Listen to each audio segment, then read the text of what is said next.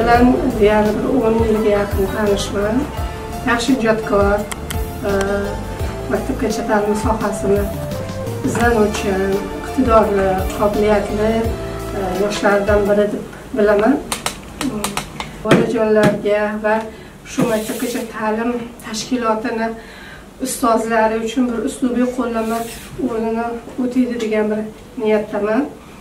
Endi bizning maktabdek har bitta ijodkorni Alloh o'zini mukofoti bilan siylasin va mana shu kitob duo qilamiz yuzlab minglab kitobxonlarga ega bo'lsin.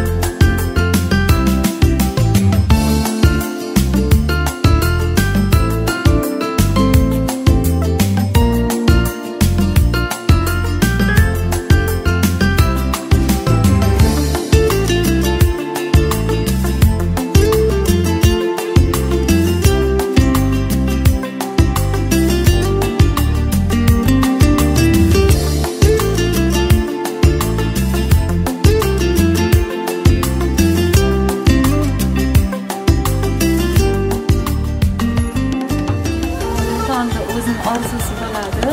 Men ham shu kitobimni chiqarish uchun yillar ketdi. Opam Nazira opam aytgandek, Moldova hammalari qatnash maktabgacha ta'lim tashkilotidagi rahbarlar ham menga qanot bo'ldi, qandaydir izlanishimga kuch bo'ldi. Men juda ham xursandman. Mendan shu kitob anaqa iz bo'lib qoladi. Masalan, insonlar bor, bo'ylik anaqa qilib to'plash xohlaydi. Shu bolalarga bilim berish uchun kitob chiqarganimdan juda ham xursandman. Shu kitobimdan ozginasini bolalar uyiga sovg'a qilmoqchiman. Hammaga rahmat aytmoqchiman.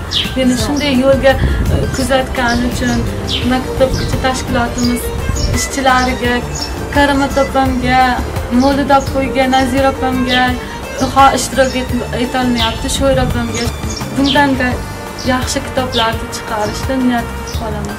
Bolalar bilan murabbiylik, ardoqli kasbim shudir mening umidimdir. Kasbim mening, faxrimdir mening, orzusidak baxtimdir.